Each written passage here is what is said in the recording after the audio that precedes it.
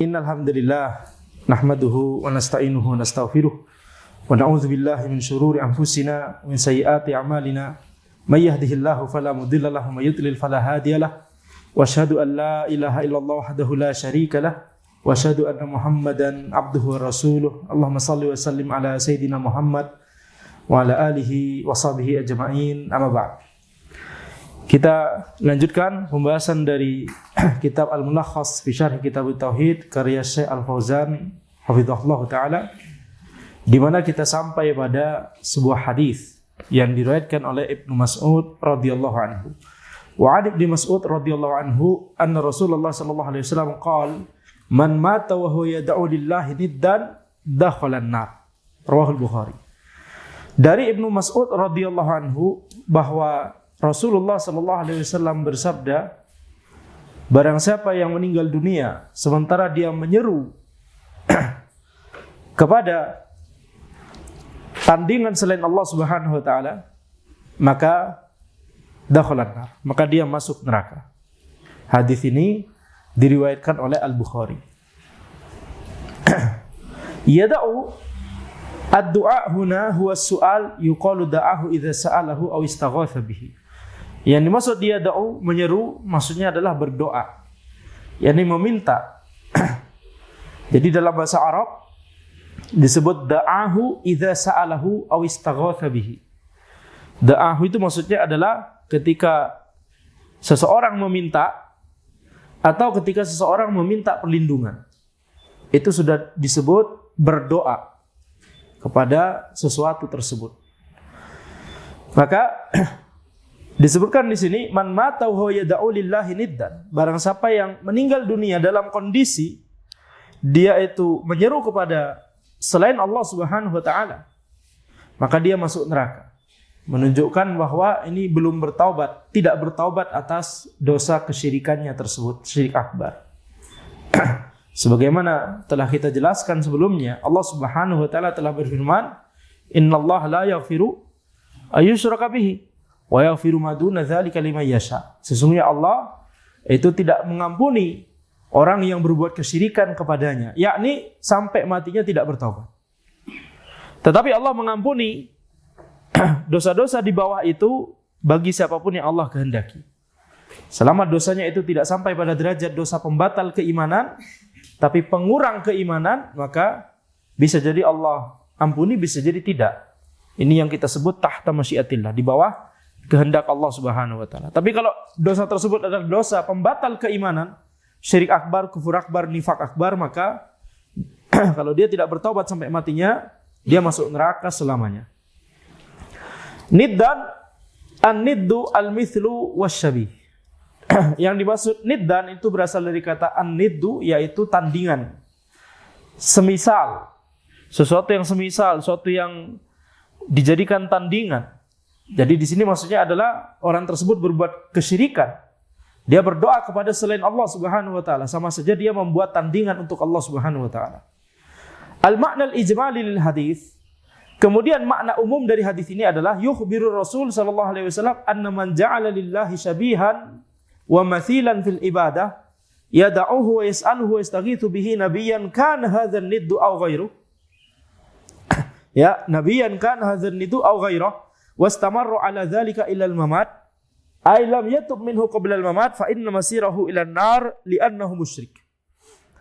Makna umum dari hadis ini adalah Rasulullah sallallahu alaihi wasallam mengabarkan bahwa barang siapa yang menjadikan sesuatu sebagai tandingan untuk Allah, diserupakan dengan Allah dalam masalah, yakni mengarahkan ibadah atau mengarahkan doa kepada sesuatu tersebut, ini berarti sudah menyerupakan dia dengan Allah Subhanahu wa taala. Karena satu-satunya zat yang berhak untuk diibadahi dan diarahkan doa itu hanyalah Allah Subhanahu wa taala. Dia jadikan selain Allah sebagai syabih, sebagai mathil, sebagai yakni tandingan dalam masalah ibadah. Dia berdoa kepada sesuatu selain Allah tersebut, dia meminta kepada sesuatu atau seseorang selain Allah tersebut, dia meminta perlindungan kepadanya, baik orang tersebut nabi atau selain nabi. yakni baik orang tersebut adalah makhluk yang memiliki kemuliaan di sisi Allah, tapi dia tetap makhluk. Dia tidak berhak untuk diarahkan ibadah kepada dia. Wastamaru ala dzalika ilal mamat. Kemudian kondisinya ini terus berlangsung sampai dia mati. Ay lam yatub minhu qabla al-mamat, yakni dia belum bertaubat sampai matinya dari dosa kesyirikan akbarnya tersebut. Fa inna masirahu ilan nar li'annahu musyrik. Maka kesudahannya nanti adalah dia akan menuju neraka karena dia adalah musyrik. Walaupun dia melakukan amalan-amalan kebaikan, sedekah misalkan ketika di dunia, berbuat baik kepada orang lain, adabnya bagus, akhlaknya bagus, ya. Kemudian segala macam muamalah dengan manusia yang baik-baik dia lakukan. Hablum minan nasnya bagus sekali misalkan, begitu ya. Ada charity, ada sedekah dan lain-lain misalkan. Tapi kalau dia tidak beriman kepada Allah Subhanahu wa taala, kalau dia menyeru kepada selain Allah Subhanahu wa taala, maka ya dia adalah seorang musyrik. Jadi kebaikan-kebaikannya tadi kita katakan na'am itu adalah amalan kebaikan, tapi itu tidak ada harganya kalau dibarengi dengan dosa yang sangat besar, yaitu syirik akbar. Taib. Jadi syirik akbar itu adalah pelanggaran terbesar, dosa terbesar. Syirik akbar dan kufur akbar itu adalah dosa yang sangat besar sekali. Jadi amalan kebaikan yang lain tidak bisa mengimbangi dosa yang sangat besar. Nah, jadinya ketika seseorang tersebut menyeru kepada selain Allah, mengarahkan ibadah kepada selain Allah Subhanahu wa taala, tapi di saat yang sama mungkin bisa jadi dia hubungannya baik dengan manusia, tadi suka sedekah, suka membantu orang lain, ya, maka dia tetap merupakan orang yang musyrik dan kesudahannya di neraka. Baik. Kemudian tentunya tadi kita katakan bahwa dia melakukan amalan kebaikan. Nah, ketika seseorang melakukan amalan kebaikan padahal misalkan dia kufur kepada Allah, berbuat kesyirikan kepada Allah Subhanahu wa taala, ya, maka dalam banyak kasus motivasinya bukan karena memang baik, begitu ya. Dalam banyak kasus, ada juga kasus yang memang secara hubungan kepada sesama manusianya baik, begitu ya. Tetapi dalam banyak kasus juga, yakni motivasinya adalah ekonomi misalkan. Orang-orang yang sangat kaya melakukan kegiatan filantropi, yaitu charity, sedekah dan seterusnya, ya untuk menghindari pajak, misalkan begitu ya. Atau orang kafir Quraisy misalkan di zaman dahulu mereka suka sedekah. Mereka dermawan, terkenal dermawan. Tapi tujuannya apa? Tujuannya adalah untuk membanggakan kabilah mereka, supaya tidak kalah dengan kabilah yang lain. Ini kira-kira niat yang tulus atau tidak? Tidak tulus tentunya. Zahirnya baik, amalan kebaikan, membantu orang lain. Tetapi tidak disertai dengan ketulusan niat. Ya, jadi banyak juga yang seperti itu, tapi juga kita tidak ingkari bahwa banyak juga yang memang niatnya untuk membantu. Nah, ini yang kita doakan semoga karena kebaikannya tersebut, ya, ketulusannya tersebut, semoga Allah memberikannya hidayah. Ya, ini semua kita doakan hidayah tentunya. Tapi lebih-lebih lagi yang memang orang dasarnya baik, cuma dia belum mendapatkan hidayah Islam, betul tidak? Nah, ini semoga Allah berikan hidayah. Kalaupun ternyata tidak diberikan hidayah, maka Allah mengetahui, yakni apa yang ada di hatinya. Ternyata dia selama ini walaupun kepada orang lain baik, tapi ternyata ya terkait kepada Allah Subhanahu wa taala, muamalahnya dengan Allah Subhanahu wa taala tidak baik sama sekali. Betul tidak? Yakni itu yang tadi kita katakan, kebaikan antara sesama manusia itu adalah kebaikan. Tetapi kalau dibandingkan dengan yakni perbuatan yang melanggar terkait adab dan muamalah dengan Allah Subhanahu wa taala, ini jauh lebih besar. Jadi masalah adab itu tidak hanya dengan sesama manusia. Ada adab dengan Allah Subhanahu wa taala. Muamalah tidak hanya dengan sesama manusia, ada muamalah dengan Allah Subhanahu wa taala. Ya, sekarang kalau antum ingin memahami poin ini, sekarang ana berikan analogi. Karena banyak orang tidak memahami poin ini. Ya, ini kan baik. Sehingga nanti muncul perkataan, enggak perlu berhijab asalkan hatinya baik dan seterusnya. Betul tidak? Taib, sekarang ana berikan analogi. Ada orang baik kepada kawannya, tapi sama orang tuanya kurang ajar. Ini orang baik atau buruk? Sama kawannya baik, sama gurunya baik, sama tetangganya baik, sama seluruh orang baik. tapi sama orang tuanya sendiri kurang ajar. Apa pendapat antum? Orang baik atau orang buruk? Buruk, betul tidak? Kenapa? Padahal keburukannya cuma sama satu orang. Kenapa kira-kira? Kenapa kira-kira? Itu yang paling wajib untuk dia arahkan adabnya yang baik itu. Betul tidak? Itu dulu, baru yang lain, betul? Nah sekarang, kalau kepada Rabbul Alamin, Rabb yang menciptakan dia, Rabb yang memberikan dia rizki, Rabb yang telah memelihara dia, dari awal kehidupannya sampai dia sudah pada saat itu, misalkan sudah dewasa, misalkan. Kemudian dia kufur kepada Allah Subhanahu wa taala, tapi kepada orang lain, kepada seluruh manusia dia baik. Kira-kira orang baik atau orang buruk? Orang buruk. Halas, sekarang udah paham? Enak. Ya. Sekarang sudah paham poin ini. Mudah. Tetapi karena bisa jadi kacamata sebagian orang itu adalah yang dilihat cuma sesama manusia, nggak paham poin ini. Ya sudah, kalau antum cuma bisa menilai sesama manusia, ya sudah kita bikin analogi sesama manusia. Itu tadi analoginya. Sampai sini jelas? Nah, jadi dia baik kepada semua orang, tapi kepada orang tuanya sendiri buruk, kita katakan ini orang buruk. Karena kebaikannya itu seharusnya yang pertama kali dia berikan, ya diarahkan kebaikan tersebut kepada siapa pertama kali? Kepada orang tuanya, betul? Baru kepada yang lain. Nah, tentunya bukan berarti kita mengatakan antum baik sama orang tua aja, sama orang lain nggak baik. Tidak demikian, betul tidak? Ini kita tidak berbicara demikian. Kita berbicara kepada seluruh orang baik, tapi kepada orang tua lebih-lebih lagi.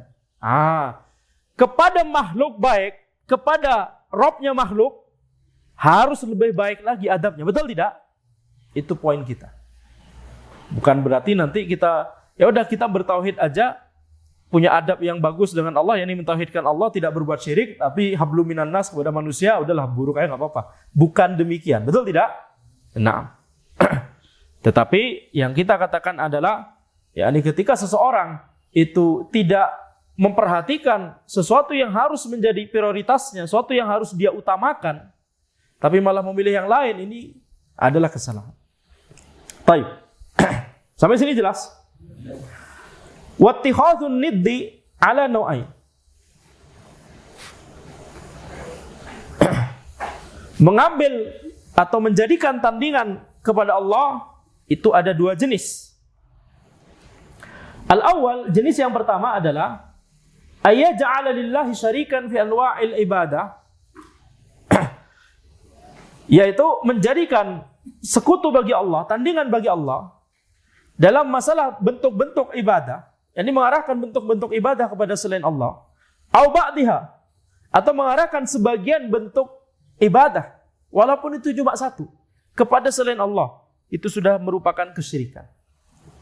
Fa hadza syirkun akbar, ini adalah syirik akbar, sahibuhu mukhalladun finnar.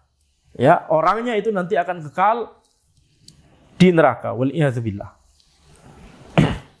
Atsani, kemudian jenis kedua adalah menjadikan sesuatu sebagai tandingan untuk Allah, maka namanya syirkil asghar, sesuatu yang merupakan syirik asghar.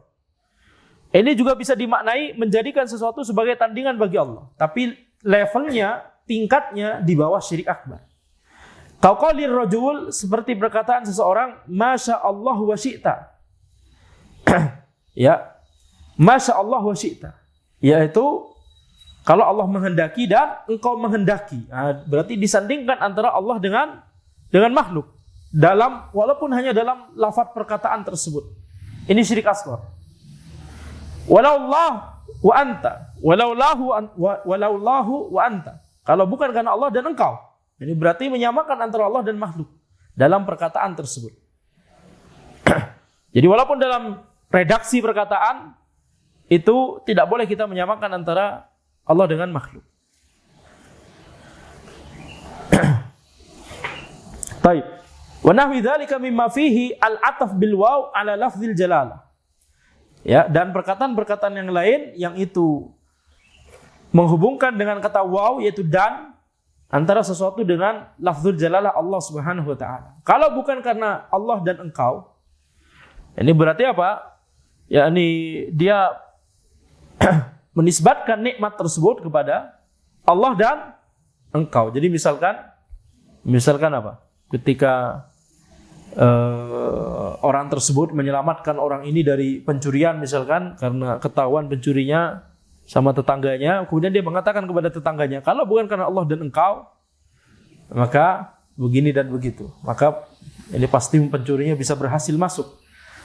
Maka ini kalimat yang mengandung syirik asghar karena dihubungkan di situ dengan kata dan. Ini nanti insya Allah akan kita bahas lebih terperinci. Ada kondisi-kondisinya, hukumnya bisa berbeda sesuai beda kondisi. Taib, insya Allah nanti kita bahas ketika sudah sampai babnya. Wa kayasir riya, seperti juga syirik asghar, di antara contohnya adalah riya yang sedikit. Wa hadza la yujibu takhlid fin nari wa inda khalaha. Riya yang sedikit maksudnya bukan riya yang banyak. Riya yang banyak yakni ketika seseorang misalkan sholat, dari awal itu dia mengarahkan ibadahnya itu bukan untuk Allah Subhanahu wa taala. Dari awal dia yakni mengharapkan itu supaya dilihat oleh orang. Salatnya, dalam puasanya, dalam hajinya, dalam yakni seluruh. Ini perbuatan orang-orang munafik. Perbuatan orang munafik itu adalah sebenarnya riya. Mereka menyembunyikan kekufuran, menampakkan keislaman. Untuk apa? Untuk dilihat. Betul tidak? Supaya dilihat. Di zaman Nabi SAW ada orang-orang munafik, sebagaimana di zaman ini juga tetap ada orang-orang munafik dengan nifak akbar. Jadi orang munafik dengan nifak akbar di zaman Nabi SAW, mereka sholat di belakang Nabi SAW, mereka juga puasa di bulan Ramadan, ya minimal zahirnya begitu. Nggak tahu kalau di rumah. Ya, tapi intinya mereka melakukan riya yang banyak sekali, riya yang besar. Nah, kalau riya yang banyak ini, istilah riya yang banyak ini maksudnya adalah diterapkan kepada orang munafik tersebut. Riyanya banyak sekali dalam seluruh amalan. Kalau kaum muslimin, maka riya yang dilakukan, misalkan ada orang sholat kemudian sholatnya diperbagus, ya, atau orang baca Quran, bacaan Qurannya diperbagus karena ada calon mertuanya di situ, misalkan. Maka ini riya yang sedikit, karena cuma amalan itu saja misalkan. Tapi amalan lain tidak riya dia, ya, misalkan. Nah, jadi ini bedakan antara riya yang banyak dengan riya yang sedikit. Riya yang banyak itu sudah termasuk dosa pembatal keimanan. Dan itu banyak dilakukan oleh orang munafik.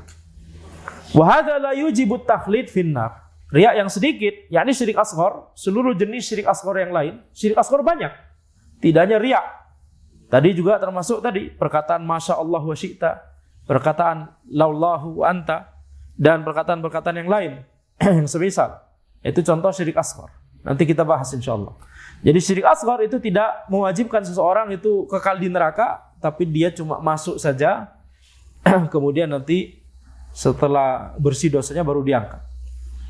Ini ada khilaf tentang syirik asghar. Apakah syirik asghar itu, misalkan seseorang melakukan syirik asghar, yang ini bukan misalkan, ini banyak sekali terjadi, betul tidak? Bahkan diri kita sendiri bisa jadi kita sering terjangkit syirik asghar. Minta berharap dipuji dan lain-lain. Ketika seorang melakukan syirik asghar dan tidak bertaubat sampai matinya, maka ini dosa pembatal keimanan atau dosa pengurang keimanan? Pengurang keimanan, tidak sampai pembatal keimanan.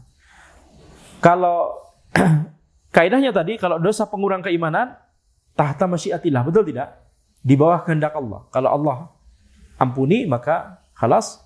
Kalau Allah tidak ampuni maka ya sudah dimasukkan ke timbangan. Nah, kalau misalkan kita bahas kalau yang kita bicarakan adalah syirik asghar, dia dosa pengurang keimanan, tapi para ulama khilaf. Apakah dosa syirik asghar itu tahta masyiatillah atau tidak? Ya, kalau dia tidak bertobat. Kalau bertobat tentunya diampuni oleh Allah. Tapi kalau dia tidak bertobat sampai matinya, dia tahta masyiatillah atau tidak? Tetap dosa pengurang keimanan, tapi tahta masyiatillah atau tidak? Jadi dari sisi apakah membatalkan keimanan atau tidak? Tidak. Dia termasuk pengurang keimanan. Tapi dari sisi apakah kalau dia tidak bertobat sampai matinya, apakah dia akan diberikan azab oleh Allah seperti dosa pembatal keimanan? diberikan azab. Tapi karena dia pengurang keimanan, maka dia azabnya tidak kekal di neraka. Ini pendapat pertama. Pendapat kedua, syirik asghar sama persis seperti dosa pengurang keimanan yang lain. Jadi ketika dia tidak bertobat sampai matinya dari syirik asghar tersebut, maka ini tahta masyiatillah, di bawah kehendak Allah. Ada dua pendapat tersebut. Ya, dan ini pendapat yang diantara masalah akidah yang ada khilaf di kalangan Ahlus Sunnah. Baik. Nah, dan perdebatannya cukup, pendalilannya masing-masing sama-sama kuat, ya, sehingga kita katakan, ya, lebih hati-hati itu lebih baik. Banyak bertobat kepada Allah dari seluruh dosa termasuk syirik asghar, ya, itu lebih baik. Itu lebih hati-hati, betul tidak? Nah, ala kulli hal dari segi amalan itu tidak begitu berpengaruh. Karena kalau dari segi amalan, kita katakan apapun dosa yang kita lakukan, besar atau kecil, sedikit atau banyak, maka kita harus memperbanyak taubat kepada Allah. Betul tidak? Dari segi amalan tidak begitu berpengaruh. Ini termasuk khilaf yang susah. Untuk kita cari mana pendapat yang lebih mendekati al-haq. Allahu a'lam. Itu nanti pembahasannya nanti saja. Kita akan bahas itu nanti insyaallah, ya. Sekarang kita masuk pada perkataan penulis, munasabatul hadis lil bab. Kaitan hadis ini dengan bab ini. Anna fihi takhwif minasyirki bi bayani akibatil musyrik wa masirihi. Dalam hadis ini ada at-takhwif minasyirik, yaitu ancaman terhadap orang yang berbuat kesyirikan.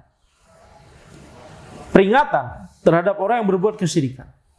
Bibayani akibatil musyrik wa masirihi, dengan cara menjelaskan akibat dari orang yang berbuat kesyirikan tersebut, bagaimana kesudahannya nanti di akhirat. Nah, ini termasuk ayat wa'ad atau wa'id. Wa'ad atau wa'id? Wa'ad itu apa? Wa'id itu apa? Wa'ad itu janji. Wa'id peringatan. Ya, ayat ini atau hadis ini berarti dalil yang merupakan dalil yang wa'id, yang berisi peringatan atau ancaman. Dan ini penting kita untuk mengetahui hal tersebut, ya, karena di antara prinsip Ahlussunnah adalah kita harus seimbang antara wa'ad dan wa'id, antara janji dan ancaman. Kalau yang dibahas, dalil yang banyak dibahas adalah wa'id saja terus, maka nanti jadi khawarij, ya. Kalau wa'ad terus, maka nanti jadi murji'ah, cenderung ke sana, walaupun nggak jadi tapi cenderungnya ke sana, misalkan. Jadi Ahlussunnah itu harus imbang antara kedua dalil ini. Dan di dalam kitab tauhid ini, nah, dalilnya imbang insyaallah, disebutkan semuanya. Ma yustafadu minal hadis. Kemudian faedah yang kita dapat dari hadis ini adalah at-takhwifu minasyirik wal hasu 'ala taubah minhu qabla al-maut. Yaitu peringatan kepada kesyirikan dan semangat untuk bertaubat sebelum meninggalnya. Ya. Bersemangat untuk bertaubat sebelum meninggal dunia. Maka ini adalah, ya, ini kandungan pertama, faedah pertama dari hadis ini. Jadi ketika disebutkan di situ bahwa man mata wa huwa yad'u lillahi niddan, barang siapa yang meninggal dunia dalam kondisi dia menyuruh kepada selain Allah, itu berarti belum bertaubat. Ini berarti apa? Semangat untuk bertaubat. Ada faedah, ada motivasi untuk bersemangat memperbanyak taubat kepada Allah Subhanahu wa ta'ala. Walaupun tidak ada kata taubat sama sekali disebutkan di hadis itu. Ini termasuk dalalatul iltizam. Dalalah iltizam yaitu menyebutkan konsekuensi. Ada dalalah mutabaqah, ada dalalah tadammun, dan ada dalalah iltizam atau talazum. Dalalah mutabaqah yakni makna persisnya dari dalil tersebut, itu makna dalalah mutabaqah.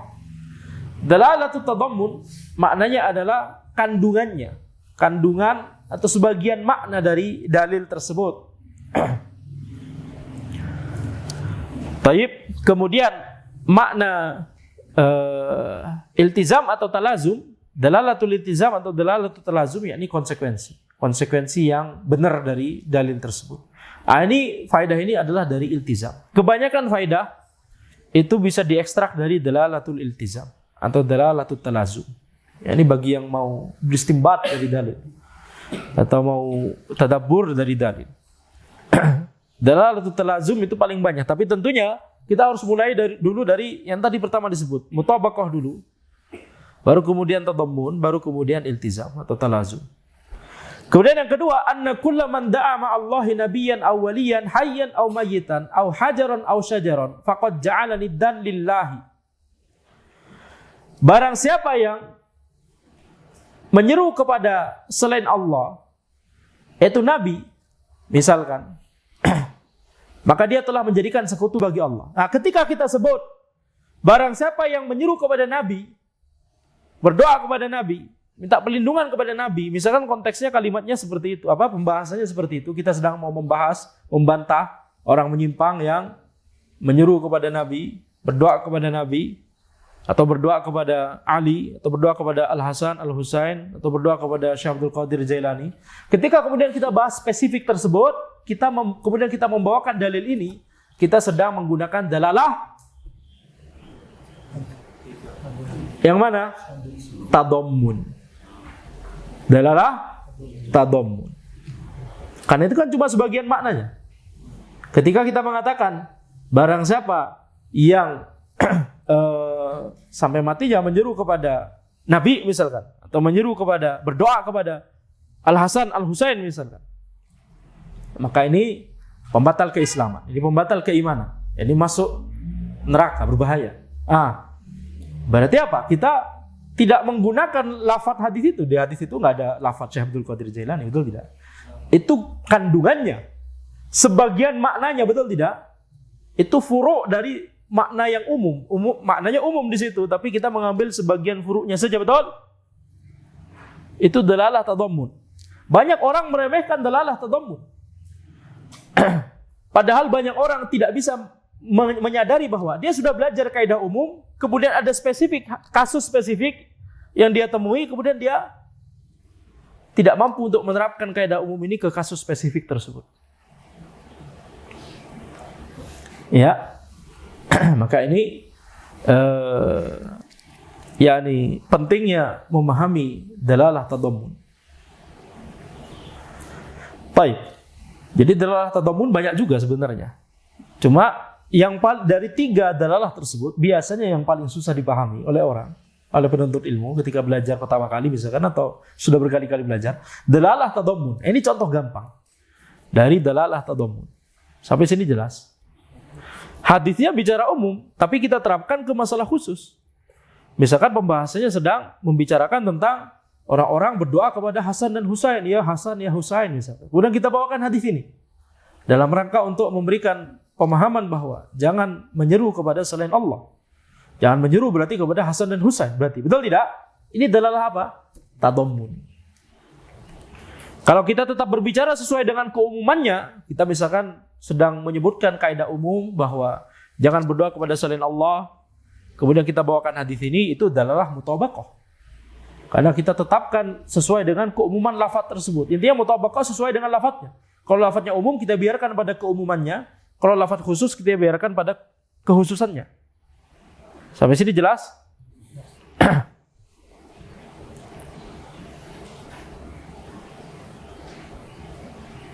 Iya. Ini ya kita sedang mengajarkan muamalah dengan dalil supaya bisa mengambil kesimpulan, mengambil ilmu langsung dari dalil tersebut. Yani supaya kita lebih paham pemahamannya. Sampai sini jelas. Dan tadi kita sebutkan bahwa yang namanya dalalatul tadammun ini banyak yang kita lemah dalam masalah itu. Kita sudah tahu kaidah umumnya, kemudian kita nggak bisa menerapkan ke kondisi khusus yang itu ternyata masuk ke dalam kaidah umum tersebut, tapi kita nggak menerapkan kaidah umum tadi ke kasus spesifik ini. Butuh diingatkan. Bukankah ini masuk dalam kaidah umum tersebut? Butuh diingatkan seperti itu. Baik. Jadi ini juga susah sebenarnya. Ya, cuma ya itu tadi. Ya ini aplikasinya banyak sebenarnya, cuma entah kenapa sebagian penuntut ilmu atau banyak bahkan ya, Anda setiap bahas ini atau setiap bertemu penuntut ilmu yang memiliki muskilah dalam masalah ini, pasti muskilahnya dalam masalah dalalatul tadammun. Gak ada muskilah dalam mutabaqah, gak ada muskilah dalam iltizam.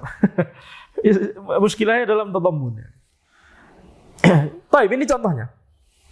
Jadi kalau misalkan lafadznya itu umum, maka dalalah tadammunnya bisa banyak, sesuai dengan banyaknya furu' yang ada di bawah keumuman lafadz tersebut. Betul? Kayak ini misalkan, barang siapa yang menyuruh kepada selain Allah, banyak sekali itu, bisa nabi, bisa malaikat, bisa batu, bisa ini yang disebutkan oleh Syekh Al-Fauzan, anna kulla man da'a ma'allahi nabiyyan. Barang siapa yang menyuruh kepada selain Allah seorang nabi, menyuruh kepada nabi, menyuruh kepada wali, menyuruh kepada nabi yang sudah hidup, nabi yang sudah masih hidup, dan nabi yang gimana tadi? Nabi yang masih hidup dan nabi yang sudah wafat, wali yang masih hidup, wali yang sudah wafat, atau menyuruh kepada batu, atau menyuruh kepada pohon, atau menyuruh banyak sekali ini contohnya, banyak sekali. Jadi dalam masalah ini kalau berarti dalilnya itu umum, maka dalalah tadammunnya banyak, sebanyak furuknya, sebanyak masalah khusus yang tercakup dalam keumuman lafaz tersebut. Tapi minimal dia terbatasi oleh cakupan makna dari keumuman lafaz tersebut, minimal. Kalau iltizam tidak terbatasi, ini konsekuensi bisa banyak sekali, betul tidak? Konsekuensinya bisa banyak. Jadi makanya tadi kita sebut yang paling luas adalah dalalah iltizam. Baru kemudian tadammun, baru kemudian mutabaqah. Mutabaqah karena persis seperti itu ya sudah, berarti itu saja. Sampai sini jelas? Baik. Ya kecuali kalau misalkan kalimatnya itu mengandung 2 makna atau 3 makna misalkan, 2 makna misalkan ya, maka dalalah mutabaqahnya bisa 2, nggak cuma 1. Biasanya dalalah mutabaqah cuma 1, betul tidak? Ini man mata wa huwa yad'u lillahi niddan dakhalan nar. Barang siapa, apa makna mutabaqahnya?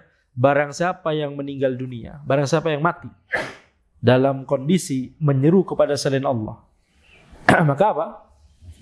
Masuk neraka.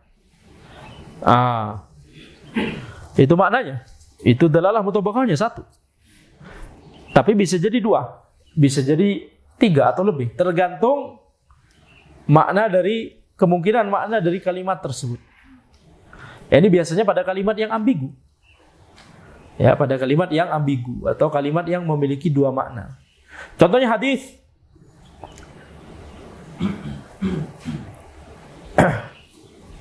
idza lam tastahi fasna ma syi'ta. Idza lam tastahi fasna ma syi'ta. Hadis ini di kitab hadis mana? Udah pernah kita pelajari. Arba'in ya. Ini satu versi maknanya adalah jika engkau tidak malu, maka lakukanlah semaumu. Ya, lakukanlah sesukamu. Ya, ini maksudnya adalah ini kayak semacam sindiran begitu ya. Kalau antum memang sudah tidak punya rasa malu, lakukan sesukamu. Berarti sebenarnya apa? Sebenarnya larangan untuk jangan berbuat sesuka kita, betul tidak? Satu makna. Makna kedua, para ulama menafsirkan bisa jadi maknanya adalah makna kedua berarti kalau engkau tidak malu melakukan hal itu, maka hal itu bukan suatu yang haram. Silahkan lakukan, tidak masalah. malah diperintahkan. Makna pertama, jangan lakukan itu. Makna kedua, silahkan lakukan. Ini berlaku pada 2 kasus yang berbeda. Betul tidak?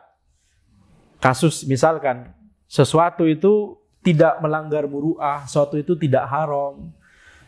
Sesuatu itu tidak haram secara syariat, sesuatu tidak melanggar muru'ah secara uruf manusia begitu ya, tidak melanggar muru'ah, sehingga ketika kita melakukannya kita nggak malu, ya sudah lakukan.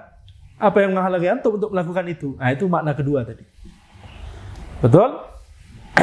Tapi makna pertama itu terkait perkara-perkara yang sudah jelas keharamannya dalam syariat, atau perkara-perkara yang bisa menjatuhkan muru'ah. Kalau antum nggak malu, emang udah nggak punya malu, nah itu maksudnya. Kalau antum memang sudah nggak punya malu, lakukan terserah antum. Itu berarti apa? Itu berarti sindiran atau kecaman sebenarnya. Betul tidak? Larangan sebenarnya. Setuju? Nah, ini contoh dalil yang dalalah mutobakohnya. Dua, karena memang bisa dipahami dari dua sudut pandang tersebut. Sampai sini jelas. Baik.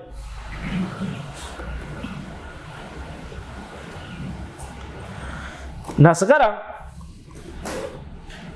ketika penulis berkata, Syekh Fauzan hafizahullah berkata, anna kulla man da'a Allahi nabiyyan aw waliyan hayyan aw mayyitan aw hajaran aw syajaran faqad ja'alani dan lillah.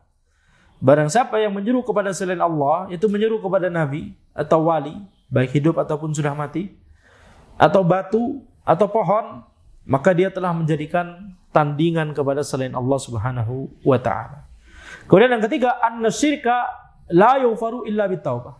Kesyirikan itu tidak diampuni kecuali dengan taubat. Kalimat ini kalau kita pahami kesyirikan yang dimaksud dalam kalimat ini adalah syirik akbar, maka ini ijma' ulama. Syirik akbar tidak akan diampuni kecuali kalau orangnya bertaubat. Ini ijma' ulama. Tapi kalau syirik ini kita tanyakan, apakah syirik asghar masuk dalam kata syirik ini? Itu yang ada khilaf tadi, betul tidak? Ada khilaf. Apakah syirik asghar itu akan diampuni oleh Allah walaupun tanpa taubat, atau harus dengan taubat? Itu yang tadi ada khilaf. Itu harus taubat atau itu masuk tahta masyiatillah. Itu tadi yang kita bahas tadi. Wali Muslim an Jabir radhiyallahu anhu anna Rasulullah sallallahu alaihi wasallam qala man laqiyallaha la yusyriku bi syai'an dakhala al-jannah wa man laqiyahu yusyriku bi syai'an dakhala an-nar. Barang siapa Nabi Muhammad sallallahu alaihi wasallam bersabda, barang siapa yang menghadap Allah, dia tidak berbuat kesyirikan sama sekali, maka dia masuk surga. Dan barang siapa yang menghadap Allah, dia berbuat kesyirikan kepada Allah, maka dia masuk neraka. Ini gabungan dari wa'ad dan wa'id. Betul tidak? Dalam satu kalimat, gabungan dari wa'ad dan wa'id, janji dan ancaman. Ada kabar gembira bagi orang yang tidak berbuat kesyirikan kepada Allah, dan ada peringatan kepada orang yang berbuat kesyirikan kepada Allah Subhanahu wa taala.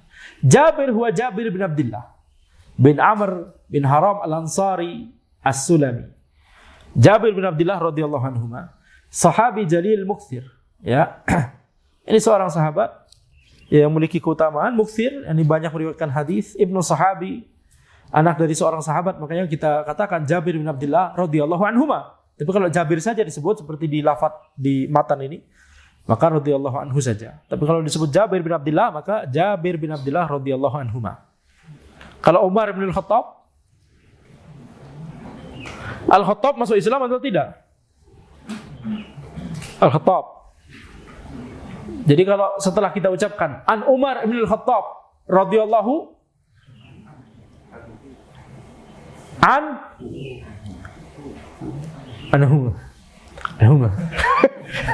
Itu antara anhu dengan anhu.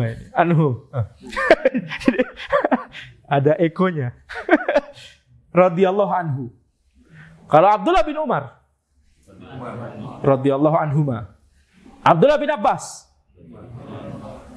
radhiyallahu anhuma. Ibnu Abbas, nggak disebut Abdullahnya, nggak disebut. Tapi Ibnu itu disebut.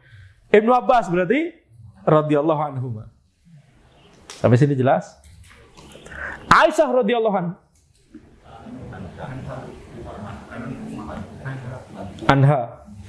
Aisyah radhiyallahu anha. Aisyah binti Abi Bakar. Aisyah bin Abdullah bin Abi Quhafah. Aisyah bin Abdullah bin Abi Quhafah. Siapakah Abdullah bin Abi Quhafah? Abu Bakar. Jadi radhiyallahu anhuma. Abu Quhafa masuk Islam atau tidak? Hah? Radhiyallahu anhu. Radhiyallahu anhu. Baik. Nah. Iya, itu keluarganya Abu Bakar itu 4 generasi sahabat semua. Bukan Islam. Tidak hanya Islam, sahabat. Coba bayangkan. 4 generasi. Masya Allah ya. Ajib ya.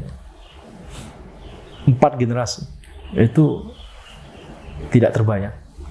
Kalau 3 mungkin. 2 banyak tadi. 4 ini. 4 generasi Masya Allah ya. Abu Bakar. Ajib. Baik. Mata bil Madinah ba'da sab'in walahu arba'un wa tis'una sana. Beliau wafat di Madinah setelah tahun 70 Hijriah. Walahu arba'un wa tis'una sana, dan usia beliau adalah 94 Hijriah. Baik. Man laqiyallaha, yakni man mata, barang siapa yang menghadap Allah, maksudnya barang siapa meninggal dunia. La yusyriku bihi, yang dimaksud la yusyriku bihi yaitu lam yattakhidh ma'ahu syarikan fil ilahiyah wala fil rububiyah. Tidak menjadikan sesuatu sebagai tandingan atau sekutu bagi Allah baik dalam masalah ilahiyah ataupun rububiyah. Syai'an ay syirikan qalilan aw katsiran. Yang dimaksud syai'an itu adalah sekutu. Maksudnya adalah kesyirikan. Kesyirikan baik itu sedikit ataupun banyak. Ya, syirikan bukan syarikan ya. Syirkan, ini kesyirikan. Ini la yusyriku bihi syai'an, tidak berbuat kesyirikan sama sekali. Syai'an itu kita terjemahkan sama sekali, yakni sedikit ataupun banyak. Sama saja.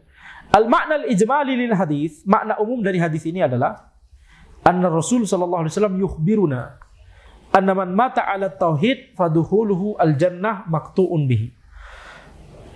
Rasulullah sallallahu alaihi wasallam mengabarkan kepada kita bahwa barang siapa yang meninggal dunia di atas tauhid, maka dia masuk surga. Itu adalah sesuatu yang maqtu'un bihi, sesuatu yang pasti. Fa in kana sahiba kabiratin wa mata musiran 'alaiha fa huwa tahta masyiatillah. Kalau dia termasuk pelaku dosa besar dan dia itu musiran 'alaiha, selalu melakukannya, tidak bertobat, maka dia di bawah kehendak Allah. Dia tidak bertobat, tapi ini adalah dosa besar, tidak sampai dosa pembatal keimanan. Maka ini tahta masyiatillah. Fa in afallahu anhu dakhalaha awwalan wa illa udziba fin nar thumma ukhrija minha wa udkhila fil jannah. Tapi barang siapa yang Allah berikan ampunan, fa in afallahu anhu dakhalaha awwalan.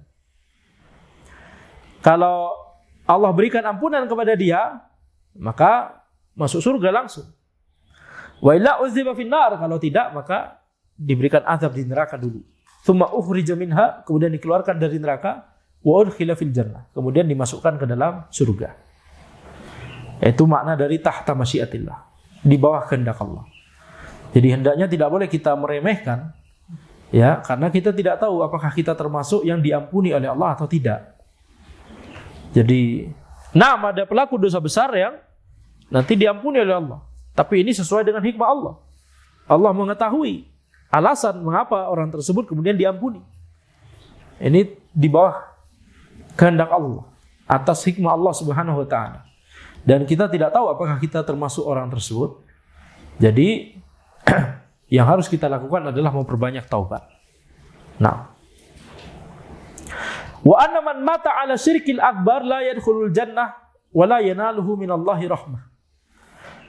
Dan kandungan dari hadis tersebut adalah barang siapa yang meninggal dunia di atas syirik akbar, maka dia tidak bisa masuk surga dan dia tidak bisa mendapatkan rahmat Allah Subhanahu wa taala di akhirat. Kalau rahmat di dunia masih dapat, dia masih bisa makan, masih bisa minum, bernafas, ya, dapat rezeki dari Allah. Itu rahmat Allah Subhanahu wa taala di dunia.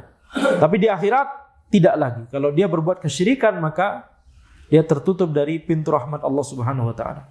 Wa yakhludu finnar, dia akan kekal di neraka.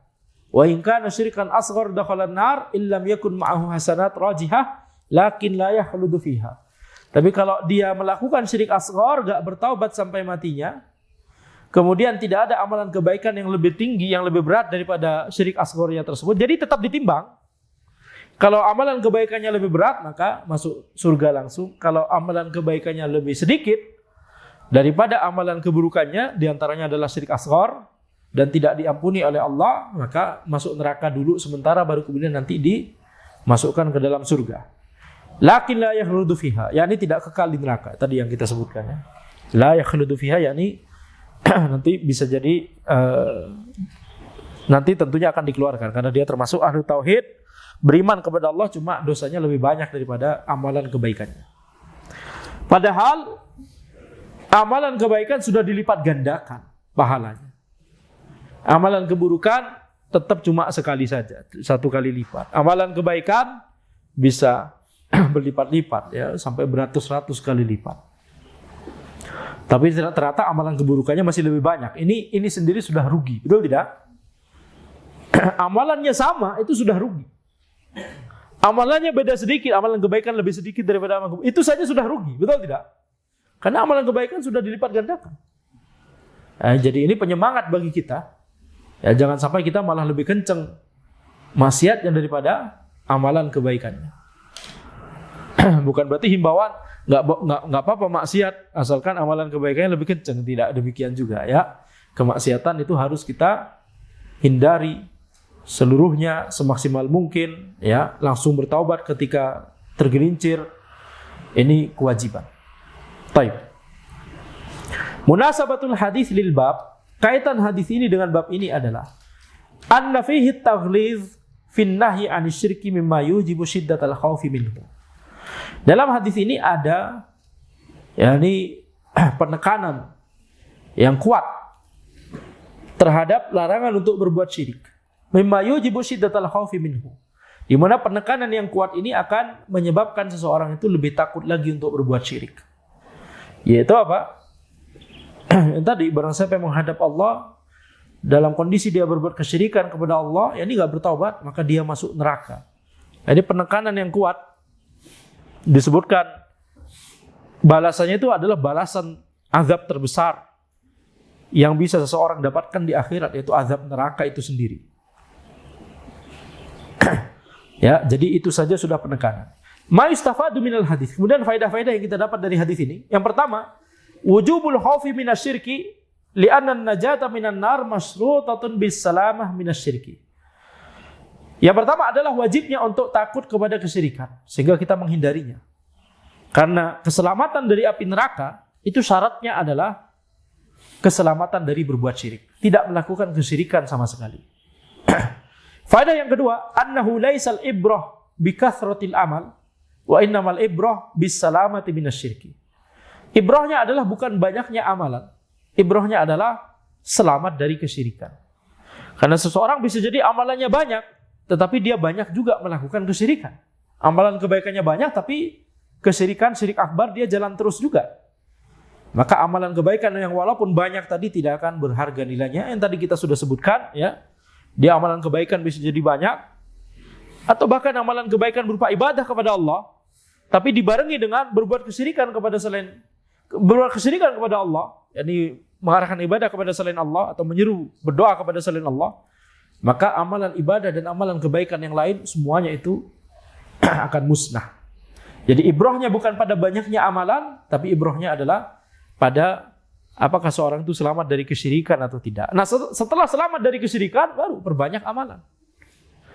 Ya, tapi pastikan tauhidnya benar dulu, tidak dicampuri oleh kesyirikan sama sekali. Kemudian faedah yang ketiga adalah bayanu makna la ilaha illallah wa annahu tarkus syirki wa ifradullah bil ibadah. Penjelasan dari makna la ilaha illallah. Dan bahwa la ilaha illallah itu maknanya adalah meninggalkan kesyirikan dan mengesahkan Allah dalam ibadah. yakni mengarahkan ibadah hanya kepada Allah. Itu makna dari kalimat tauhid la ilaha illallah. Jadi kalimat syahadat la ilaha illallah tidak hanya diucapkan saja. Diucapkan kemudian selesai begitu ya, udah kayak password ya. diucapkan atau diketik selesai habis itu lolos. Tidak demikian. Itu adalah ada amalan yang harus senantiasa dilakukan sampai akhir hayat. Yaitu mentauhidkan Allah, mengarahkan ibadah hanya kepada Allah saja dan menjauhi kesyirikan. Kemudian faedah keempat, qurbul jannah wan nari minal abdi wa annahu laisa bainahu bainahuma illa al-maut. Dekatnya surga dan neraka kepada seseorang dan bahwa tidak ada penghalang antara seseorang dengan surga atau neraka kecuali kematian. Kecuali kematian. Dan kita tidak tahu kita meninggal kapan. Ya. Banyak orang merasa masih lama meninggalnya. Dengan apa? Dengan ciri atau tandanya apa? Dia punya angan-angan atau cita-cita yang panjang sekali. Betul tidak? Ya, dia punya rencana seperti itu, bagus. Tapi kita tetap harus ingat, bisa jadi ajal kita tidak sepanjang itu. Betul? Jadi kita harus senantiasa mempersiapkan. Tapi juga jangan putus asa. Jangan kemudian meninggalkan dunia kita karena merasa bahwa ajal kita kita tidak tahu sehingga bisa jadi sebentar lagi, ya sudahlah kita nggak kerja, nggak belajar, nggak kuliah. Itu juga salah. Ya, itu juga salah. Jadi yang benar adalah kita selalu persiapkan, kematian bisa datang kapan saja, tapi dalam masalah ya di dunia kita lakukan apa yang menjadi kewajiban kita. Baik, kalau kita wajib untuk cari nafkah, ya cari nafkah. Kita wajib untuk bersikap profesional dalam pekerjaan kita, ya, maka sikaplah profesional. Yang kemudian asal-asalan, kenapa? Karena ya bisa jadi saya meninggal dunia sejam lagi. Adalah asal-asalan aja lah. Tidak demikian, betul? Nah, kemudian yang kelima adalah fadilatu man salima minasyirik, keutamaan dari orang yang selamat dari kesyirikan. Ini adalah keutamaannya apa? Masuk surga Allah Subhanahu wa taala. Baik. Kemudian kita masuk kepada bab berikutnya, babu ad-du'a ila syahadati alla ilaha illallah. Bab berdakwah kepada syahadat la ilaha illallah. Menyeru kepada syahadat la ilaha illallah, yakni dakwah tauhid. Wa qala lillahi ta'ala qul hadhihi sabili ad'u ila Allah ala basiratin ana wa man ittaba'ani wa subhanallahi wa ma ana minal musyrikin. Katakanlah wahai Rasul, ini Allah berfirman memerintahkan kepada Nabi Muhammad SAW. Katakanlah wahai Rasul, hadhihi sabili, inilah jalanku. Ad'u ila Allah ala basiratin. Aku menyeru kepada Allah di atas basirah, di atas ilmu, di atas dalil. Ana wa man ittaba'ani. Aku dan orang-orang yang mengikutiku. Ini sifatnya Nabi Muhammad SAW, sifat dakwahnya Nabi SAW, dan sifat dakwahnya orang-orang yang mengikuti beliau. Wa subhanallahi wa ma ana minal musyrikin. Maha suci Allah dan aku tidak termasuk orang-orang yang berbuat kesyirikan. Jadi dari hadis ini kita mendapatkan kesimpulan bahwa berdakwah itu harus mengikuti dakwahnya Rasulullah SAW. Tata cara berdakwah itu harus mengikuti tata cara dakwahnya. Yani tata cara dalam artian manhaj. Manhaj dakwah itu harus mengikuti manhaj dakwahnya Nabi Muhammad SAW. Mana yang diprioritaskan, mana yang didahulukan, mana yang diutamakan, kita ikuti manhaj dakwahnya Nabi Muhammad SAW. Adapun media dakwah, maka ini berubah sesuai dengan perkembangan zaman. Betul tidak? Zaman dulu gak ada mikrofon sekarang. Kita bisa khutbah, bisa kajian pakai mikrofon. Zaman dulu nggak ada internet, sekarang ada internet. Mari kita gunakan itu sebagai media dakwah. Medianya bisa berbeda sesuai dengan perkembangan zaman, tapi manhaj dakwahnya harus sama sesuai dengan manhaj dakwah Rasulullah SAW. Munasabatul bab li kitab tauhid, kaitan bab ini dengan kitab tauhid adalah annal musannif rahimahullah lamma dzakara fil abwab as-sabiqa at-tauhid wa fadlahu wa ma yujibul khaufa min diddihi. Dzakara fi hadzal babi annahu la yanbaghi liman 'arafa dzalika ay yaqtasira 'ala nafsihi bal yajibu 'alaihi ay yad'u ila Allah ta'ala bil hikmah wal mau'izatil hasanah kama huwa sabilul mursalin wa atba'ihim. Kaitan bab ini dengan kitab tauhid adalah penulis rahimahullah yaitu Syekhul Islam Muhammad bin Abdul Wahhab rahimahullah.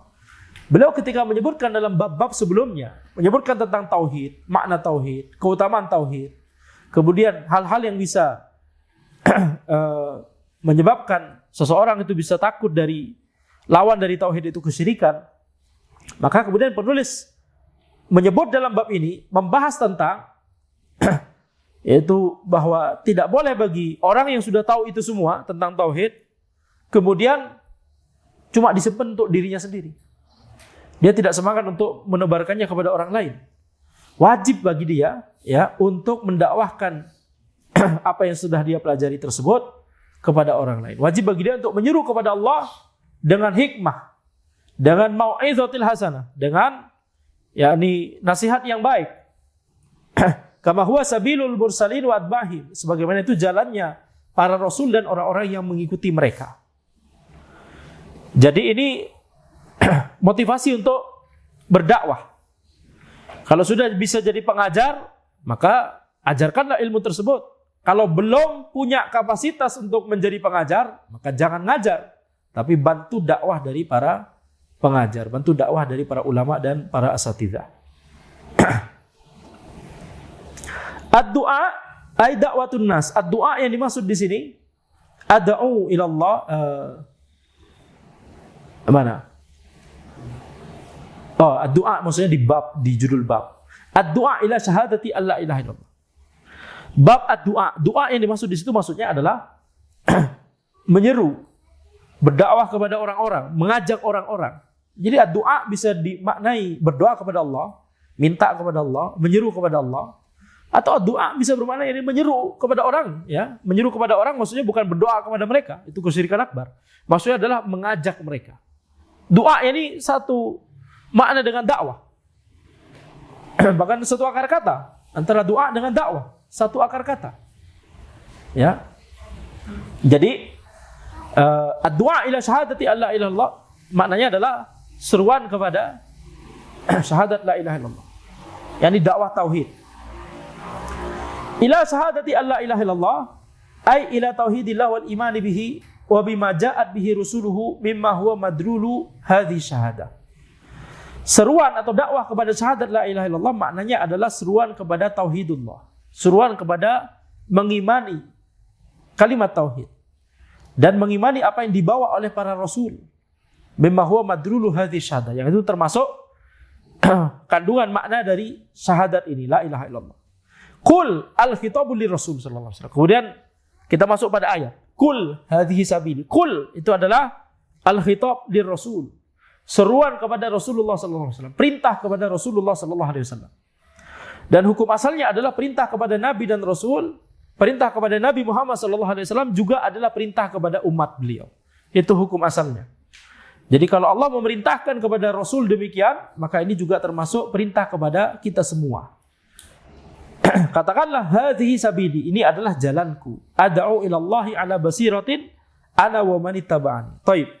Jadi qul adalah seruan kepada Rasul, perintah kepada Rasulullah sallallahu alaihi wasallam. Hadhihi, qul hadhihi sabili. Hadhihi yang dimaksud dengan hadhihi ay ad-da'wah.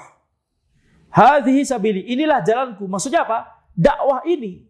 Ya, ad-da'wah allati ad'u ilaiha wa tariqah allati ana 'alaiha.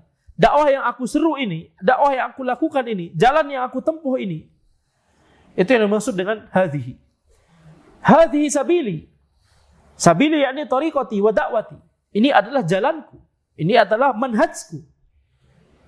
Jadi ada manhaj tertentu yang diikuti oleh Rasulullah sallallahu alaihi wasallam. Sehingga kita harus mengikutinya. Tidak boleh kemudian manhajnya berbeda. Tujuan utamanya berbeda. Rasulullah sallallahu alaihi wasallam dan seluruh nabi dan rasul yang lain sebelum beliau, tujuan utama dakwah adalah mengajarkan tauhid la ilaha illallah. Mengajarkan tauhid dan kalimat syahadat tersebut kepada manusia. Mengajak mereka untuk mentauhidkan Allah. Tapi kalau kemudian sebagian orang di zaman ini, sejak zaman dulu sebenarnya, sebagian orang di tengah-tengah kaum muslimin kemudian merasa bahwa tujuan utama adalah meraih kekuasaan. Tujuan utama adalah meraih kekuasaan. Tujuan utama adalah mendirikan khilafah.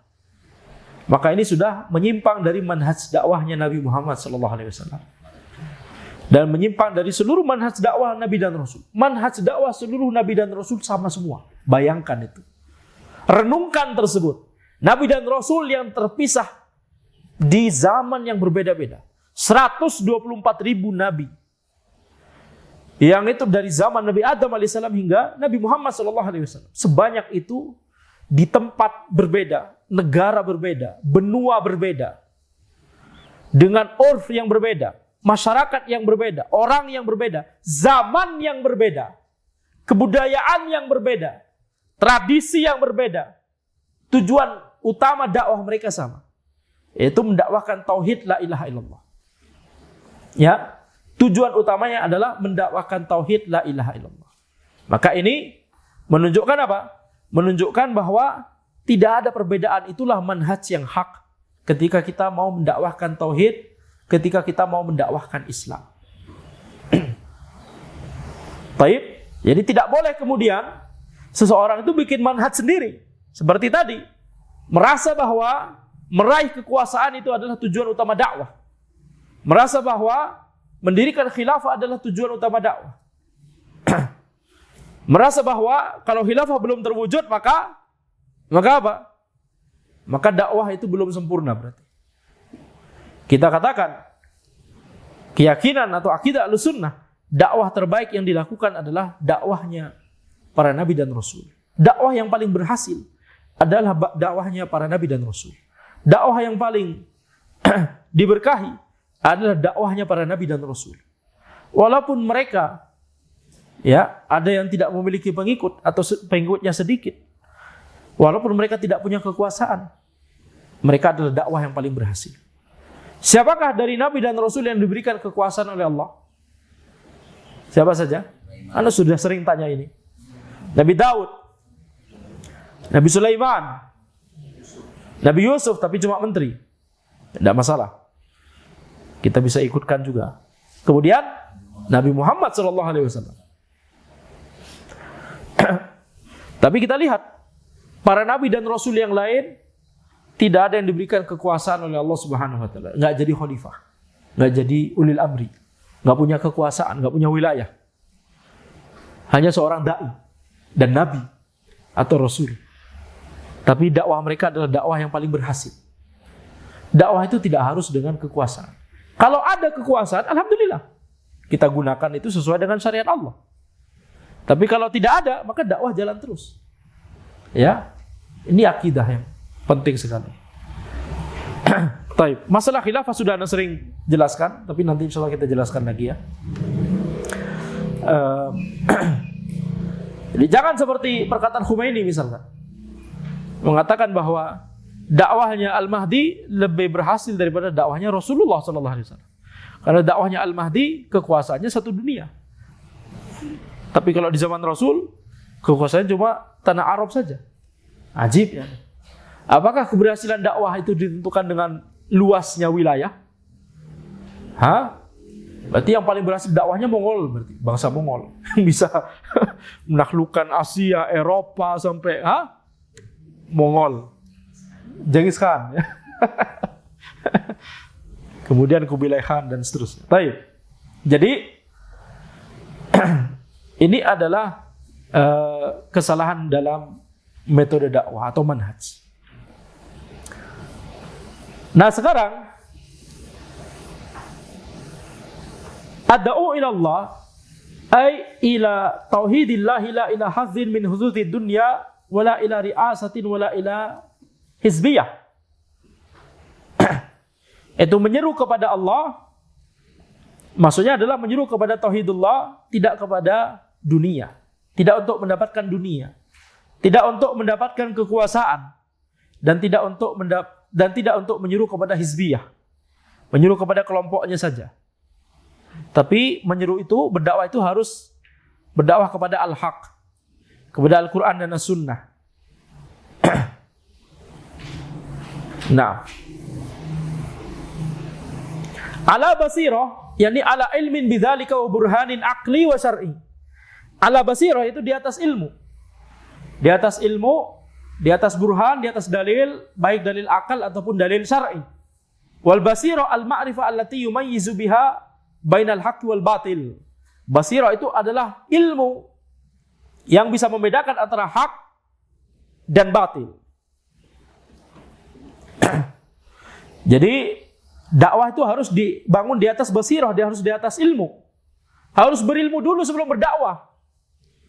Harus berilmu dulu sebelum berdakwah, baru dakwahnya diberkahi. Baru dakwahnya sesuai dengan manhajnya Rasulullah SAW. Baru dakwahnya efektif. Antum kalau melihat misalkan ada orang di grup yang isinya umum misalkan ya, banyak dari pemahaman yang berbeda-beda. Habis itu orang ini bukan berilmu, tapi dia semangat dakwah. Dengan cara apa? Nge-share artikel ustaz, kajian ustaz ke situ. Betul tidak? Tapi dia sendiri belum berilmu. Tapi dia banyak debat di situ. Apa yang terjadi? Kebanyakan kasus atau bahkan semuanya adalah ini tidak punya wibawa sama sekali. Orang akan merasa ya antum cuma nge-share, Anda juga bisa nge-share. Antum nge-share ini, Anda juga bisa nge-share itu. Ya, karena orang akan merasa bahwa Anda tidak tahu bahasa Arab, antum juga nggak tahu bahasa Arab. Kelas, merasa sama. Tapi kalau dia berilmu dulu, baru kemudian dia masuk ke dalam diskusi tersebut, minimal, walaupun orang nggak terima, tapi minimal orang akan sadar bahwa Anda nggak bisa bahasa Arab, dia sudah bisa bahasa Arab. Anda nggak bisa baca kitab, dia sudah bisa baca kitab. Betul tidak? Minimal itu dulu satu. Jadi minimal dakwahnya punya wibawa sedikit. Ya, itu dari segi keefektifan dakwah. Dakwahnya tidak efektif kalau tidak berilmu. Antum mau bikin apa? Sosmed misalkan. Mau nge-share postingan ustaz apa dan seterusnya. Nge-cut video kajiannya syekh atau ustaz. Kan banyak tuh video pendek. Betul tidak? Gak di cross check ke ustadznya. Tapi bikin-bikin sendiri seperti itu. Bisa jadi manfaat, ada manfaat, betul tidak? Tapi tidak efektif. Tapi tidak efektif. Kalau ada orang kemudian punya pertanyaan setelah melihat cuplikan video yang antum sebutkan, habis itu nanyanya ke antum, nggak dapat jawaban, betul tidak? Akhirnya antum tanya ke ustaz. Habis itu ya nggak efektif intinya. Tapi kalau kemudian antum berilmu dulu baru berdakwah, baru efektif. Ada orang nanya bisa dijawab minimalnya. Ya kalau nggak bisa karena nggak semua orang ilmunya langsung bisa banyak gitu ya, udah jawab tidak tahu. Tapi minimal dia sudah punya modal untuk terus belajar. Dia sudah punya toolsnya, punya alatnya. Tapi ketika seseorang itu semangatnya lebih kencang daripada semangatnya untuk berdakwah lebih kencang daripada semangatnya untuk belajar, ya maka nggak efektif nanti dakwahnya, tidak efektif. Apalagi kalau dia nggak tahu adab tentang masalah dakwah, itu yang kita bahas selama ini, betul tidak? Nanti dia akan aneh-aneh dalam masalah berdakwahnya tersebut. Tapi misalkan adabnya benar, nggak akan efektif. Lebih baik bantu dakwahnya orang yang berilmu, sembari semangat untuk belajar. Itulah fase dia harusnya. Dia harus lebih semangat belajar dulu daripada semangat untuk bikin-bikin sendiri. Bikin-bikin sendiri. Inisiatif dakwah sendiri. Dengan cara apa? Mungkin kalau jadi pengajar ya berarti nggak tahu diri, betul tidak? Tapi mungkin bikin akun di sosmed yang tadi, nge-cut video ustadz, nge-cut video syekh atau apa dan seterusnya. Kalau itu dalam rangka membantu ustadz, sehingga yang dimaksudnya adalah bagian dari timnya, kemudian bantu di-cut-kan, kemudian cross-check, itu tidak masalah, karena kalau ada pertanyaan bukan dia yang jawab, ustadznya yang jawab, betul tidak? Tapi kalau dia bikin sendiri, punya inisiatif sendiri, itu lembaganya sendiri, dia punya kepemimpinan di situ, dia pemimpinnya di situ. Antum mau kemanakan ini lembaga? Antum belum berilmu, betul tidak? Ini tidak sesuai dengan manhaj Nabi. Manhaj Nabi SAW berdakwah itu adalah ala basirah, di atas ilmu. Ini sudah masuk medan dakwah. Dia sadari atau dia tidak sadari. Kalau dia bikin sendiri inisiatif seperti itu, dia sendiri sudah masuk medan dakwah. Makanya Anda katakan, siapa yang membolehkan antum untuk masuk medan dakwah? Kalau antum cuma bantu-bantu, berarti tabi, itu kaidah fikih. At-tabi'u tabi'un. Orang yang ngikut ya berarti statusnya cuma ngikut. Jadi dakwah itu harus dengan ilmu. Kalau tidak maka tidak efektif. Ujung-ujungnya adalah debat kusir. Ujung-ujungnya adalah ngotot-ngototan. Ujung-ujungnya adalah ini tidak akan dilihat, tidak akan punya wibawa dakwahnya tersebut. Sampai sini jelas. Dan pada prakteknya ternyata ya banyak ketergelinciran yang dilakukan. Seharusnya dalam kondisi ini cuplikan video tersebut harusnya kalau dalam kondisi lain normal-normal saja. Tapi kalau dalam kondisi ini ada subhat tertentu yang sedang beredar, habis itu antum cut itu video ustadz tertentu misalkan, membahas suatu masalah tertentu. Pada kondisi ini, orang bisa salah paham. Nah itu antum mana paham kayak gitu-gitu. Betul tidak? Yang berilmu saja terkadang luput karena tidak tahu, oh ternyata ada subhat ini di luar. Yang sudah berilmu saja luputnya dari segi nggak tahu kondisi terkini di luar. Apalagi yang nggak berilmu, yang bisa jadi nggak tahu dua-duanya, nggak tahu kondisi terkini sama nggak tahu, yakni bahwa ini bisa menimbulkan kesalahpahaman kalau video ini dikeluarkan pada saat ini misalkan. Sampai sini jelas? Lebih-lebih lagi nanti peluang salahnya. Yang berilmu saja bisa jadi masih salah karena apa? Karena nggak tahu kondisi terkini. Ya, tidak tahu kondisi terkini. Ya, tapi apa contohnya misalkan? Ya contohnya, ya maksudnya kondisi terkini yang membuat orang jadi salah paham dengan kalimat tersebut. Padahal kalimat tersebut boleh-boleh saja, benar-benar saja gitu maksudnya. Tapi gara-gara ada konteks tertentu, jadi khawatirnya salah paham. Misalkan ada seorang ustadz dicela, dicaci maki, difitnah misalkan sama orang yang menyimpang tentang apa misalkan? Tentang suatu masalah begitu ya. Yang masalah tersebut, kita katakan ya ini ketergelinciran ustadz tersebut bisa jadi. Tapi kalau sampai dicaci seperti ini kemudian dikeluarkan dari Ahlus Sunnah misalkan, nah itu juga keterlaluan, betul tidak? Itu keterlaluan, betul? Misal apa? Jangan Anda contohkan, nanti aja. Ya, jadi ketika seseorang itu kemudian kemudian membahas suatu masalah yang terkait, yang sama dengan masalah yang dibahas. Padahal maksud orang tersebut tidak sedang membahas masalah ini. Maka nanti bisa memperkeruh, betul tidak? Bisa membuat orang salah paham, antum berarti satu kubu dengan mereka-mereka. Semakin menggoreng dalam tanda kutip, betul tidak? Padahal kita katakan ya masalah tersebut secara ilmiah memang ustadz tersebut ada ketergelinciran sedikit, kita secara objektif kita katakan. Tapi jangan sampai kemudian mengeluarkan langsung dari Ahlus Sunnah cuma gara-gara satu masalah tersebut. Sampai sini jelas? Iya, Anda nggak sebutkan contohnya karena nanti masuk kepada masalah spesifik. Tapi intinya antum paham maksudnya. Ya, jadi masalah ini terkadang orang berilmu juga ya karena tidak tahu masalah apa yang terkini, yang terupdate gitu kan.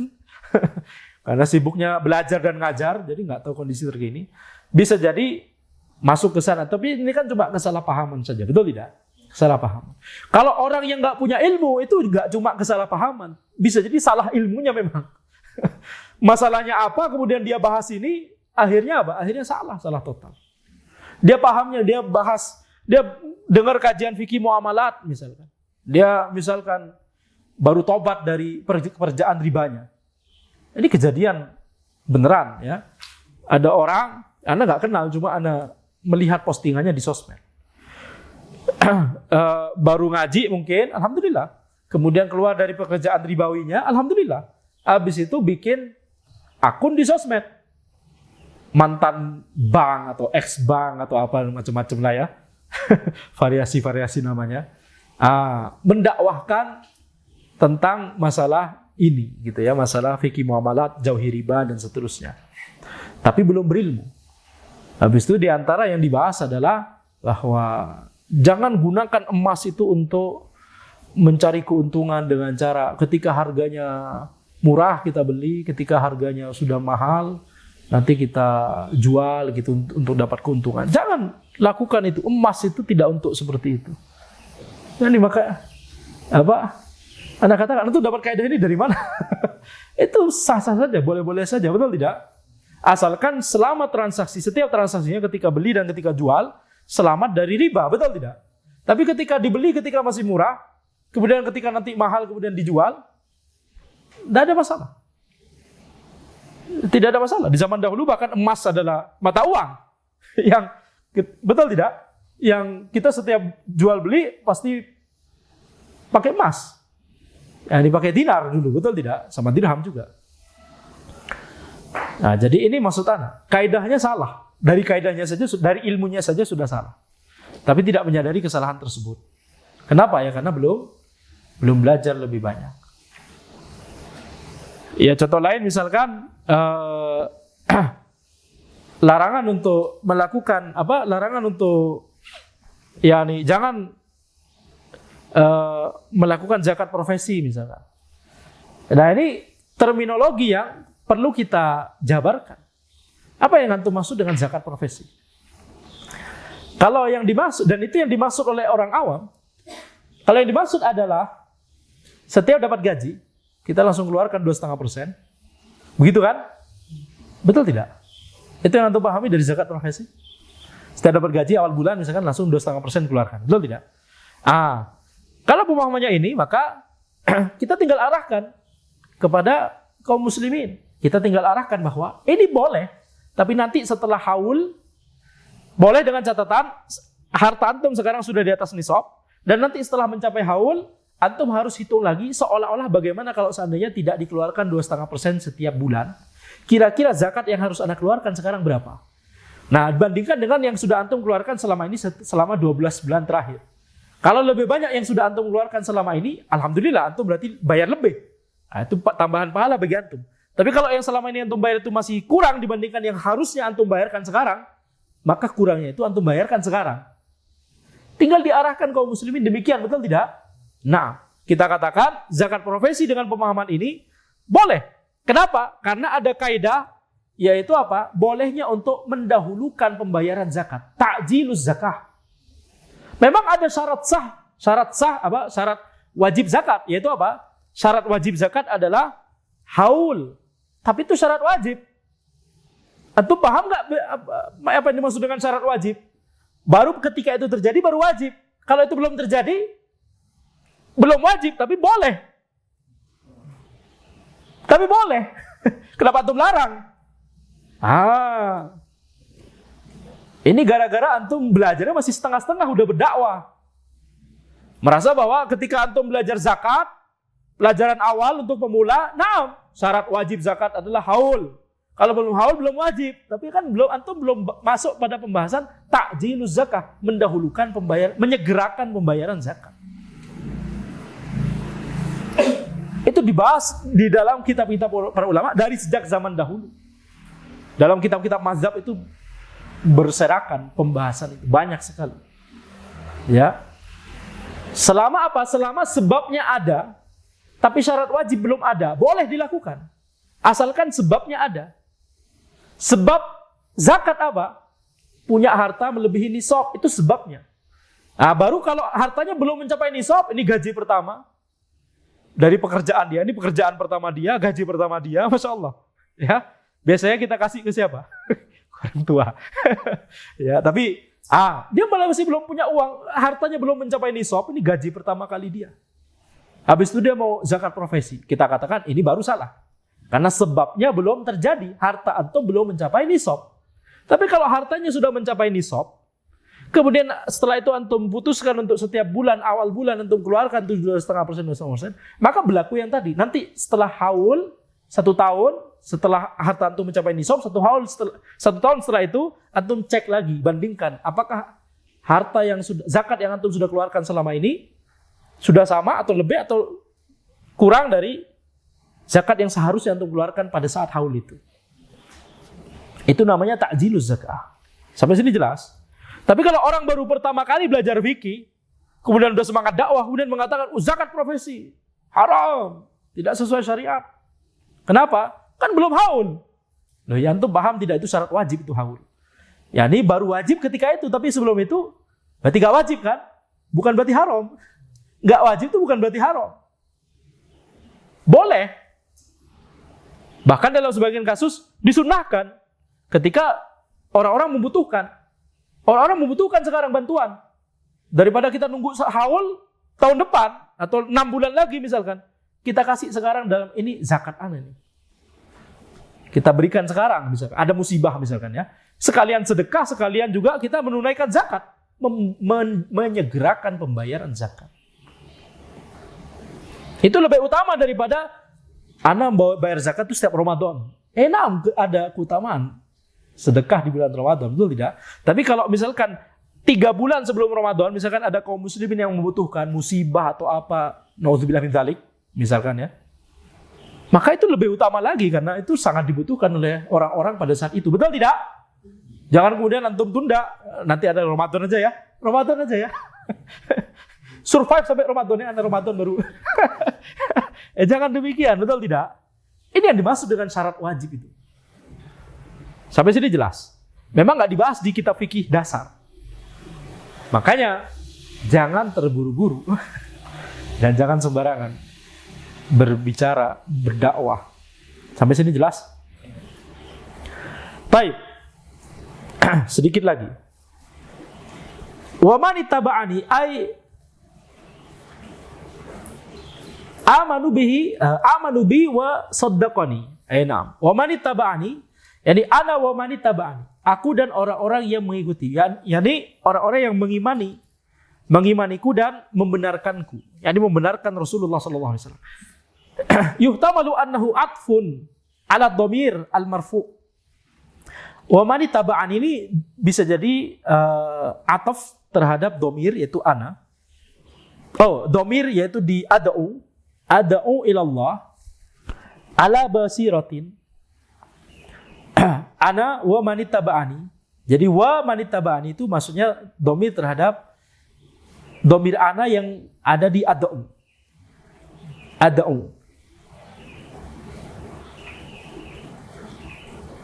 Fayakunul makna ana ad'u ila Allah ala basiratin wa man ittaba'ani kadzalika yad'u ila Allah ala basiratin. Jadi maknanya adalah aku menyeru kepada Allah di atas basirah, dan orang-orang yang mengikutiku juga menyeru kepada Allah di atas basirah.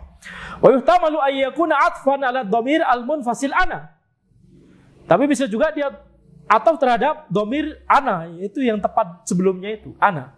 Ini yang lebih zahir karena itu yang lebih dekat. Fa yakunul makna ana wa atba'i ala basirah. Aku dan orang-orang yang mengikutiku di atas basirah. Tapi ana nggak setuju dengan ini. Harusnya nyambung dengan sebelumnya juga. Kalaupun diataf dengan ana, di ana wa man ittaba'ani, maka maknanya adalah sama-sama ad'u ilallahi ala basirah. Sampai sini jelas? Jadi dua-duanya kemungkinan ini maknanya sama sebenarnya. Jadi Syekh Fauzan menyebutkan bahwa ketika diataf dengan ana yang munfasil, maka maknanya adalah ana wa atba'i ala basirah. Ini kurang lengkap. Ala basirah kan muta'alliq terhadap ad'u, betul tidak? Jadi harusnya diulang dari awal juga. Jadi ana ad'u ilallah ala basiratin wa man ittaba'ani yad'u ilallah ala basiratin, harusnya sama begitu. Jadi maknanya ujung-ujungnya sama. Wa tahqiq anal ataf yatadamman al ma'nayain fatba'hum hum ahlul basirah ad-da'una ilallah. Dan ataf di sini ya bisa mengandung dua makna tersebut ya, enggak harus cuma salah satu saja. Sehingga baik Nabi SAW dan orang-orang yang mengikuti Nabi SAW itu sama-sama di atas basirah dan sama-sama menyeru kepada Allah. Yani dibedakan. Hum ahlul basirah ad-da'una ilallah. Seolah dibedakan oleh penulis ya. Yaitu mereka adalah ahlul basirah dan mereka menyeru kepada Allah. Tapi wallahu alam yang lebih tepat adalah itu satu paket, betul tidak? Ad'u ilallahi ala basiratin. Ala itu adalah muta'alliq. Betul tidak? Dia menjelaskan ad'u. Betul? Jadi itu satu paket. Kalau di sini seolah-olah dua sifat terpisah. Itu satu sifat yang sama. Tidak terpisahkan. Kalau menyeru kepada Allah ya harus di atas basirah, enggak terpisahkan. Betul tidak? Wa subhanallah, tapi ya ini perkara yang mudah insyaallah ya. Tidak ada masalah. Maknanya pun juga sama, enggak ada perbedaan. Wa subhanallah unazzihullaha wa uqaddisuhu.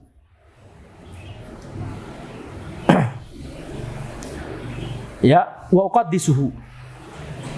Unazzihullaha wa uqaddisuhu. Unazzihu, hu di situ bukan dhamir. Hu di situ adalah bagian dari fi'ilnya.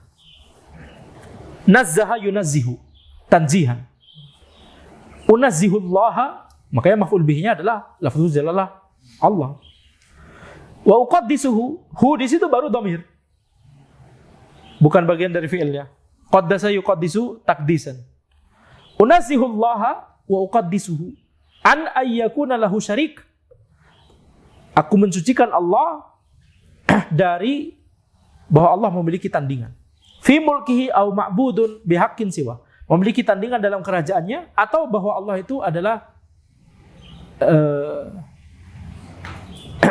yani aku mensucikan Allah dengan menyatakan bahwa Allah adalah ma'budun bihaqqin siwa. Gimana? Ya, wa unazzihullaha wa qaddisu an ayyakuna lahu syarikun fi mulki. Harusnya koma setelah mulki, bukan koma sebelumnya. Au ma'budun bihaqqin siwahu.